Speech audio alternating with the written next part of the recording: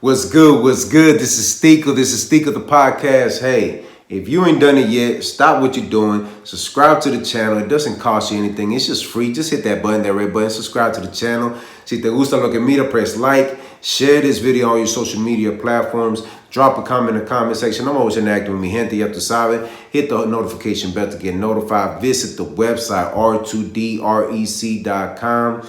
Hey, Paddy the Baddy.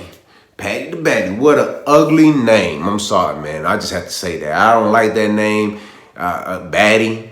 The only baddies I know son like viejas sucias, you know what I'm saying? But hey, that has to be the most delusional, most weirdest person. Not weirdest, but delusional person. Sorry, I said weird. Has to be delusional. Look, let's listen in. After his fight with Gordon, right? Jeff Gordon, now with Gordon, listen to what he said afterwards. Listen to that. Paddy, that was a close one.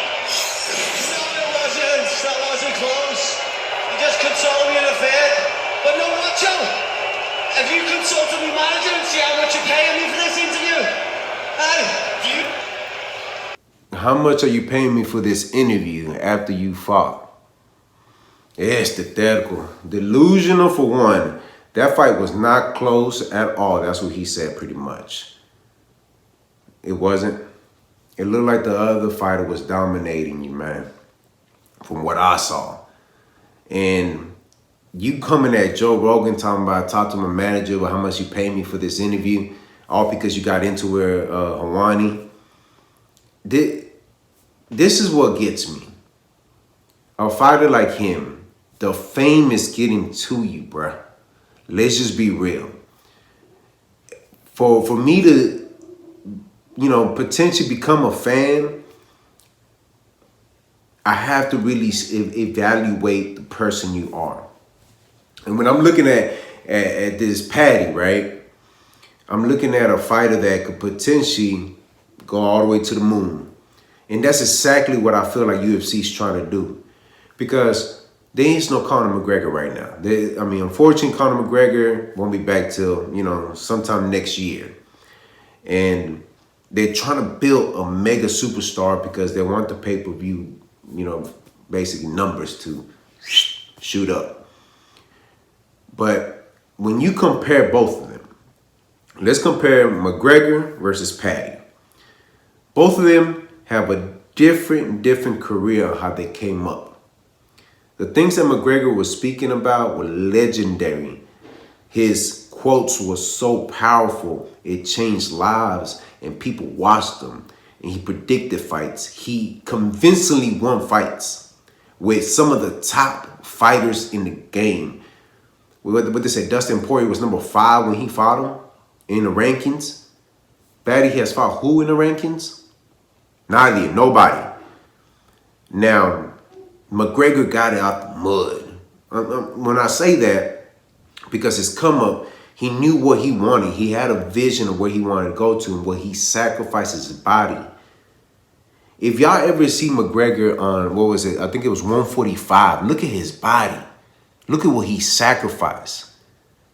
That means he had to lose so much weight, potentially, and not making the weight and hurting himself, just trying to make the weight, just to fight Jose Aldo, because he wanted to prove to everybody that in that division, he was just going to take off. And he put in a lot of work. We might never see McGregor again at 145. But think about it. And I'll be honest with you, I wasn't a fan. I'm not going to be sugarcoating anything. I wasn't the biggest fan. When he fought Jose Aldo, I thought Jose Aldo was going to just, walk the floor, just mop him. He was going to he ain't nothing. He's going to walk through him. And he proved us wrong again, McGregor.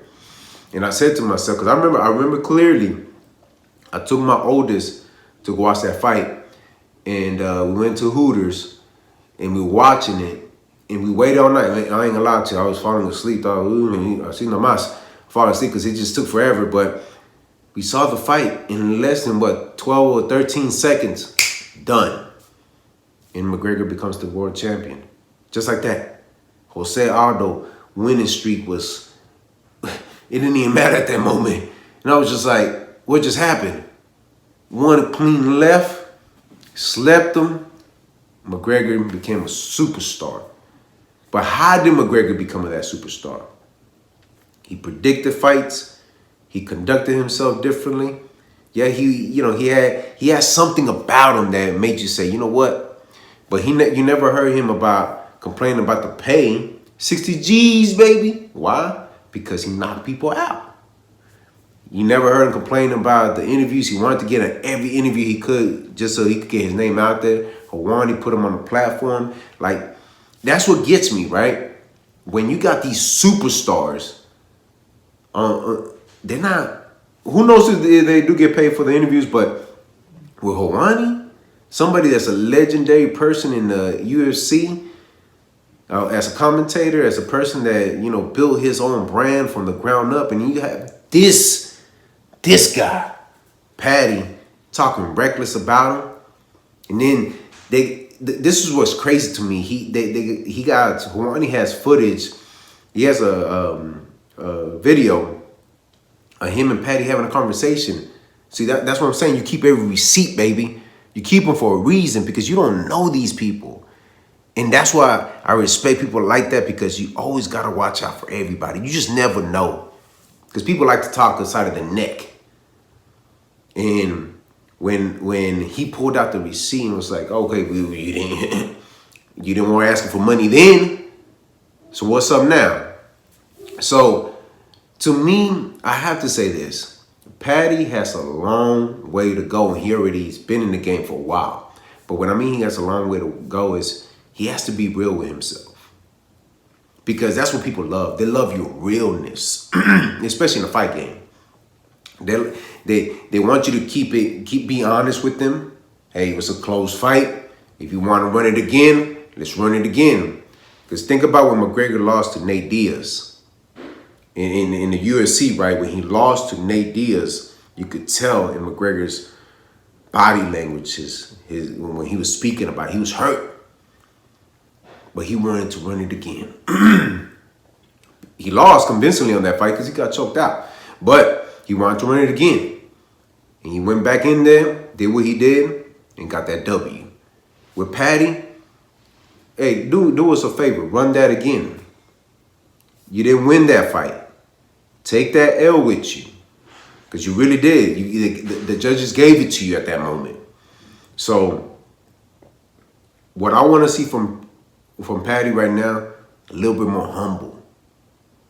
Don't go against some of these people like Hawani, Joe Rogan, the way we talking about Joe Rogan, bro.